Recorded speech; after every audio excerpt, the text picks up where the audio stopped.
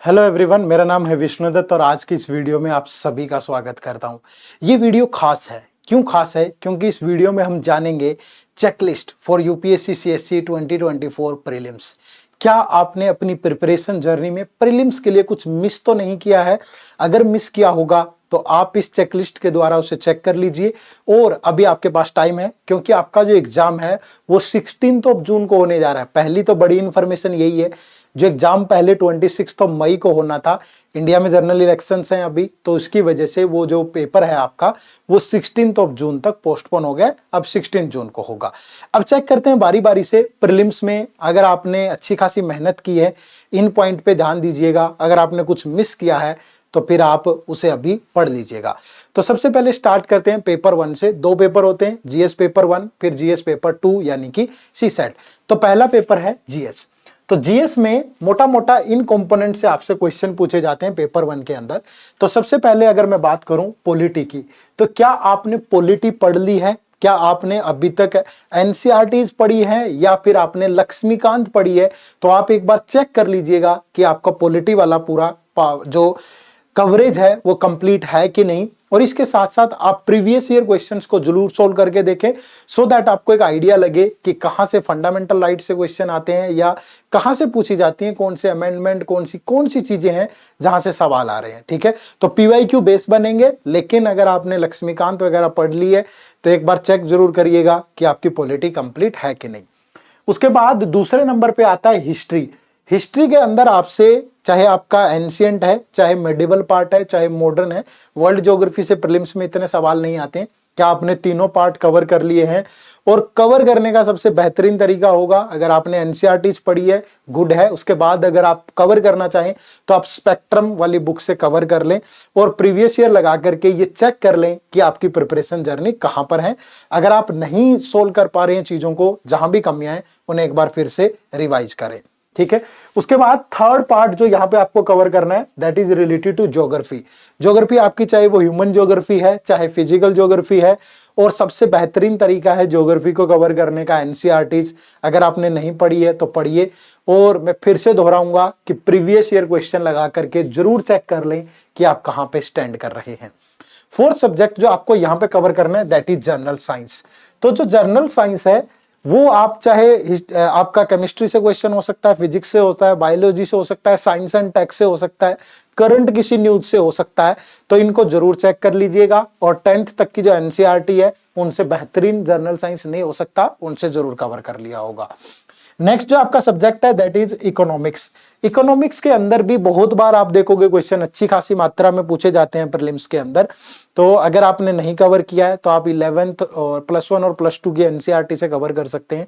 और या आप एनसीईआरटीज 10 तक तो शायद इतना ज्यादा वो नहीं होगा, +1 +2 वाली मेरे नजरिए से वो बेहतर रहेगी, या आप किसी भी बुक से भी कवर कर सकते हैं। ठीक है, उसके बाद इन्वायरमेंट। ठीक है, इन्वायरमेंट अगर आपने नहीं पढ़ा है, देखो इन्वायरमेंट से करंट पे भी बहुत क्वेश्चन आते हैं प्रीलिम्स के अंदर।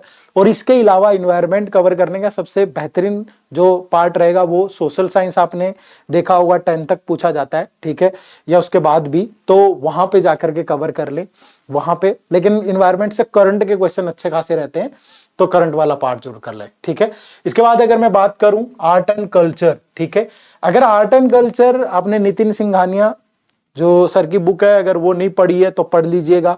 आर्ट एंड कल्चर से भी अच्छे खासे क्वेश्चन, और एक दुखती रग भी है बच्चों की, बहुत बार क्वेश्चन सोल्व नहीं होते हैं, तो इसे भी जरूर पढ़ लें।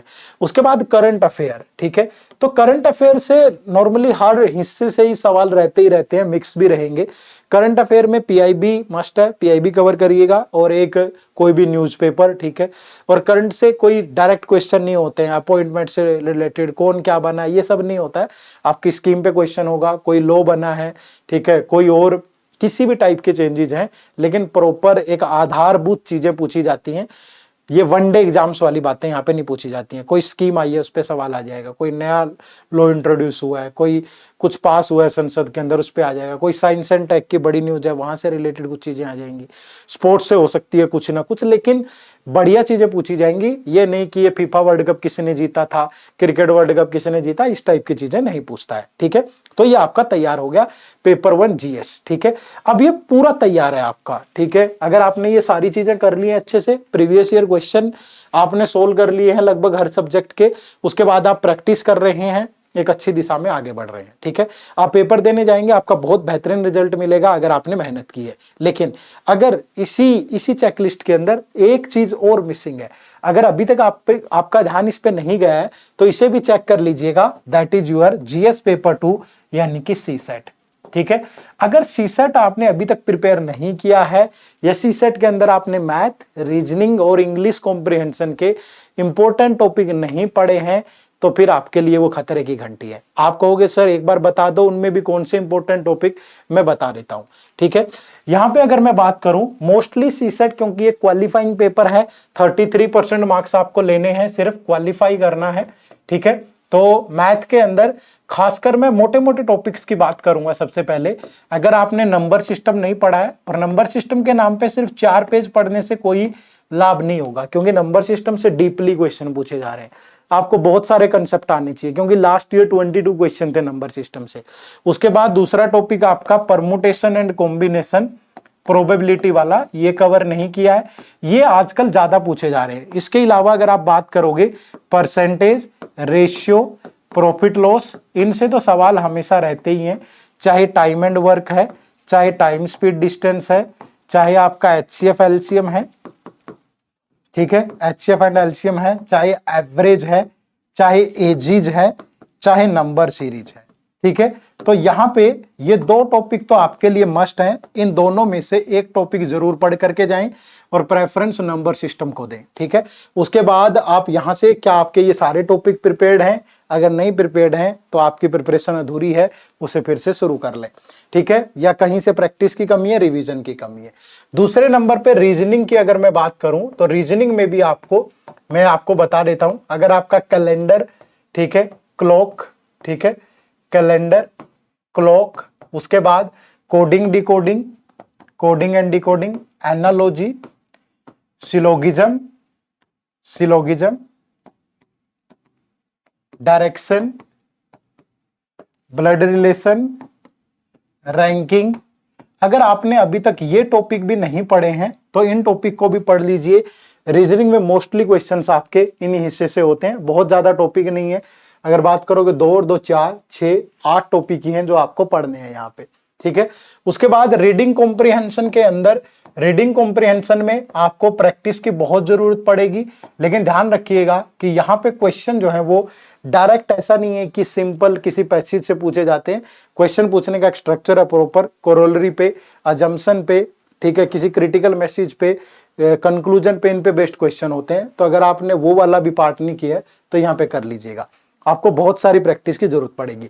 तो सीसेट की जर्नी ये आमतौर पे माना जा रहा है, बहुत बच्चे ऐसे हैं जो पेपर 1 में बहुत अच्छा स्कोर करते हैं लेकिन सीसेट की वजह से रुक जाते हैं। तो ये आपकी सीसेट की चेकलिस्ट है। और अगर अभी तक आपने ये कवर नहीं किया है तो मैं आपको बता देता हूं, हमारा सीसेट का एक लाइव क्रैश कोर्स स्टार्ट हो रहा है। ठीक है, लाइव क्रैश कोर्स स्टार्ट हो रहा है, ये हमारा बैच नंबर 4 होगा। ठीक है, बैच नंबर 4 होगा। इसकी जो क्लासेज हैं वो 30 मार्च से स्टार्ट हो रही है, 30 मार्च से। ये एक ओरिएंटेशन क्लास होगी, जो एक्चुअल क्लासेज होंगी इसकी वो 1 अप्रैल से शुरू होंगी। 1 अप्रैल से क्लास की जो टाइमिंग है वो सुबह 10 बजे से लेके 12 बजे तक रहने वाली है। और ये सारी की सारी लाइव क्लासेज होंगी जिसमें हम जितने भी मोस्ट इंपॉर्टेंट टॉपिक हैं मैथ, रीजनिंग और इंग्लिश के, वो सारे कवर करेंगे। ठीक है, तो इस कोर्स से जरूर जुड़िएगा। यहाँ पे आपको लाइव क्लासेस तो मिलेंगी ही, और ये बैच सिर्फ और सिर्फ 26 अप्रैल को खत्म हो जाएगा। तो 1 अप्रैल से 26 अप्रैल आपकी लाइव क्लासेज होंगी। 20 लाइव क्लासेज होंगी। लाइव क्लासेज जो है वो रिकॉर्डेड फॉर्म में भी अवेलेबल रहेगी, किसी कारणवश लाइव नहीं देख पाते हो रिकॉर्डेड देखिए। इसमें आपको इसके अलावा प्रैक्टिस करने के लिए चैप्टर वाइज टेस्ट मिलेंगे। ठीक है, इसके अलावा सेक्शनल टेस्ट मिलेंगे मैथ, रीजनिंग और इंग्लिश के, और 10 फुल लेंथ टेस्ट भी मिलेंगे जो कि प्रॉपर एक अच्छी एक्सप्लेनेशन के साथ दिए होंगे, आपके डाउट क्वेरी सारी रिजोल्व होंगे। इसमें हम पिछले 6 से 7 सालों के previous year question topic wise cover करेंगे सारे के सारे, ठीक है। जो क्लास में पढ़ाया जाएगा वो कंसेप्चुअल पढ़ाया जाएगा, ना कि सिर्फ और सिर्फ एमसीक्यूज होंगे। कंसेप्ट सिखा के उस पर प्रैक्टिस एमसीक्यूज होंगे, फिर पीवाईक्यू होंगे। इस तरीके से क्लासेस चलेंगे, पहले सीखा जाएगा, फिर उन्हें प्रैक्टिस किया जाएगा, फिर उन पे पीवाईक्यू सोल्व किए जाएंगे, फिर आपकी कोई भी क्वेरी होगी उसे रिजोल्व किया जाएगा। इस बैच में आप कैसे एनरोल कर सकते हो, इसी वीडियो के डिस्क्रिप्शन में जाएंगे तो जाकर के आपको लिंक मिलेगा और आप इस बैच में एनरोल कर सकते हो। अगर आपको फिर भी कभी भी कोई भी दिक्कत आती है तो आप हमें जब मर्जी यहां पे मेल कर सकते हो, hello@edutech.co.in, यहां पे मेल करिए आप, या फिर आप हमें इस दिए गए नंबर पे भी 8146207241 यहां पे कॉल कर सकते हो। सुबह 9 बजे से 6 PM पे ऑल डे 7 डेज ये नंबर ओपन रहता है। कोई भी क्वेरी है, कोई भी डाउट आए, ठीक है। तो उम्मीद करूंगा कि इस वीडियो में जो चेकलिस्ट हमने देखी है आपकी प्रिपरेशन ऑन द ट्रैक होगी। कहीं कोई कमी है तो उस कमी को दूर करिएगा, और अपनी, ये जरूरी नहीं है कि यहाँ पे जो बुक्स मैंने बताई हैं या जो मैंने आपको बताया है, जो भी मटेरियल बताया है आपने वहीं से पढ़ाओ, आपने जहां से भी पढ़ाओ, लेकिन चीजें अच्छे से कवर्ड होनी चाहिए, ये सारे सब्जेक्ट कवर्ड होने चाहिए। ये आखिरी स्ट्रेटेजी नहीं है दुनिया की, ठीक है। हमारी टीम के हमारी टीम द्वारा बनाई गई एक बेस्ट स्ट्रेटेजी है। अगर आपको कहीं और से आपने अच्छे तरीके से प्रिपेयर किया है तो वो भी आपके लिए बहुत ही जबरदस्त रहने वाला है, ठीक है। तो उम्मीद करूंगा कि वीडियो अच्छी लगी होगी, कमेंट करके जरूर बताइएगा। और आप कमेंट करके, एक कमेंट करके ये जरूर बताना है सबको कि यहां से आपका अभी तक इस चेक लिस्ट में कौन सा सब्जेक्ट है जो पीछे चल रहा है। कमेंट करिएगा कि कौन से सब्जेक्ट अभी तक आपका अच्छे से प्रिपेयर नहीं हुआ है, ठीक है जी। चलो अगली मुलाकात अगली क्लास में। आप सबका बहुत बहुत शुक्रिया, थैंक यू वेरी मच। जय हिंद, जय भारत।